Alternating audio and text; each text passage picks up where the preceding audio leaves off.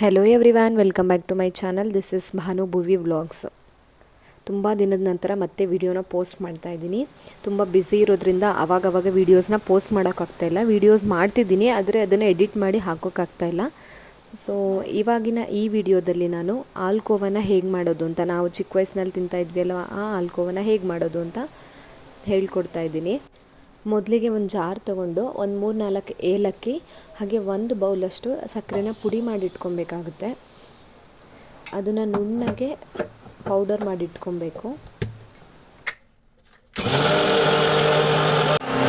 ಇದಿವಾಗ ನುಣ್ಣ powder ಆಗಿದೆ. ಇದನ್ನು ಪಕ್ಕಕ್ಕೆ ತೆಗೆದಿಟ್ಕೊಬೇಕು. ನೆಕ್ಸ್ಟು ಸ್ಟವ್ ಆನ್ ಮಾಡಿಕೊಂಡು ಒಂದು ಪಾತ್ರೆನ ಇಟ್ಕೊಬೇಕು. ಆ ಪಾತ್ರೆಗೆ ಅರ್ಧ ಬೌಲಷ್ಟು ತುಪ್ಪನ ಹಾಕ್ಕೋಬೇಕಾಗುತ್ತೆ. ನಾನಿಲ್ಲಿ ಅಳತೆ ಗೊತ್ತಾಗಲಿ ಅಂತ ಸ್ವಲ್ಪ ತುಪ್ಪನ ಬೆಚ್ಚಗೆ ಮಾಡಿ ಇಟ್ಕೊಂಡಿದ್ದೆ, ಅದು ಆಯಿಲಿ ಟೈಪ್ ಆಗಬೇಕು ಅಂತ ಹೇಳಿ. ಅದಾದಮೇಲೆ ತುಪ್ಪ ಕಾಯೋವರೆಗೂ ವೆಯ್ಟ್ ಮಾಡಬೇಕು. ತುಂಬ ಏನು ಕಾಯೋದು ಬೇಕಾಗಿಲ್ಲ, ಸ್ವಲ್ಪ ಬಿಸಿ ಆದರೆ ಸಾಕು. ಸೊ ಬಿಸಿ ಆದಮೇಲೆ ಅದು ಕಾಣಿಸ್ತಾ ಇದೆ ನಿಮಗೆ ಬಿಸಿ ಆಗ್ತಿರೋದು. 1 ಬೌಲಷ್ಟು ಫುಲ್ ಬೌಲಲ್ಲಿ ಮೈದಾನ ಹಾಕ್ಕೊಬೇಕು. ನಾನಿಲ್ಲಿ ಸಕ್ಕರೆ ಆಗಿರ್ಬೋದು, ಮೈದಾ ಆಗಿರ್ಬೋದು, ತುಪ್ಪ ಆಗಿರ್ಬೋದು ಸೇಮ್ ಬೌಲಲ್ಲೇ ತೊಗೊಂಡಿದ್ದೀನಿ ಅಳತೆಗಳನ್ನ.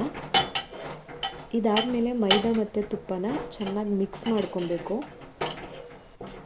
ಅದು ಘಮ ಬರುತ್ತೆ ಅಲ್ಲಿವರೆಗೂ ಹುರ್ಕೊತಾನೆ ಇರಬೇಕು. ನೋಡಿ, ಈ ಥರ ಬ್ರೌನಿ ಕಲರ್ ಆಗುತ್ತೆ. ಫುಲ್ ಬ್ರೌನ್ ಆಗೋವರೆಗೂ ವೆಯ್ಟ್ ಮಾಡಬಾರ್ದು, ಸ್ವಲ್ಪ ಆಗಬೇಕು. ಜೊತೆಗೆ ಅದನ್ನು ಉಂಡೆ ಮಾಡೋದಕ್ಕೆ ಆಗಬೇಕು, ಅಲ್ಲಿವರೆಗೂ ಅದನ್ನು ಫ್ರೈ ಮಾಡ್ಕೊಬೇಕಾಗತ್ತೆ. ಇವಾಗ ಇದು ರೆಡಿಯಾಗಿದೆ. ಸೊ ಇದನ್ನು ಇವಾಗ ಸ್ಟವ್ ಆಫ್ ಮಾಡಿ ಕೆಳಗಿಟ್ಕೊಬೇಕಾಗತ್ತೆ. ಅದಾದಮೇಲೆ ನಾವು ಸಕ್ಕರೆನ ಆ್ಯಡ್ ಮಾಡ್ಕೊಬೇಕು. ಇಲ್ಲಿ 3/4 ಬೌಲಷ್ಟು ಶುಗರ್ನ ಪೌಡರ್ ಮಾಡಿ ಇಟ್ಕೊಂಡಿದ್ದೆ ಅಲ್ವಾ, ಅದನ್ನು ಆ್ಯಡ್ ಮಾಡ್ಕೊತಾ ಇದ್ದೀನಿ. ಆ ಬಿಸಿಗೆ ಪೌಡರ್ ಮೆಲ್ಟ್ ಆಗುತ್ತೆ, ಅಲ್ಲಿವರೆಗೂ ಅದನ್ನು ಚೆನ್ನಾಗಿ ಮಿಕ್ಸ್ ಮಾಡ್ಕೊಬೇಕು.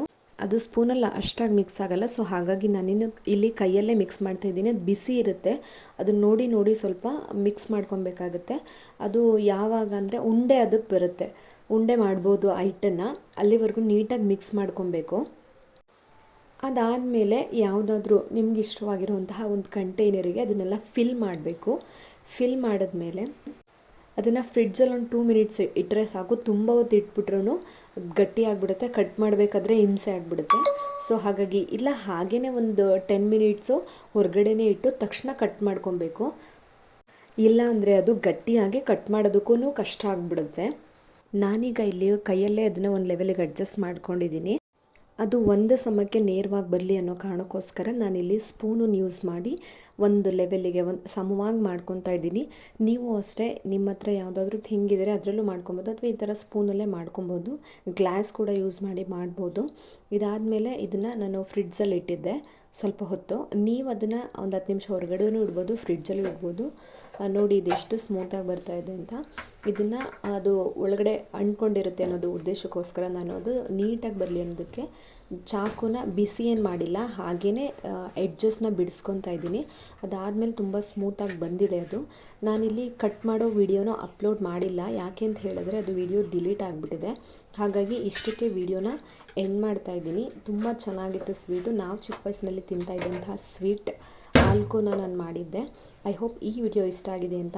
ವಿಡಿಯೋ ಇಷ್ಟ ಆಯಿತು ಅಂತ ಹೇಳಿದ್ರೆ ಲೈಕ್ ಮಾಡಿ, ಶೇರ್ ಮಾಡಿ, ಕಮೆಂಟ್ ಮಾಡೋದನ್ನು ಮರಿಬೇಡಿ. ನೀವು ಕೂಡ ಈ ರೆಸಿಪಿನ ಮನೆಯಲ್ಲಿ ಟ್ರೈ ಮಾಡಿ. Thank you for watching.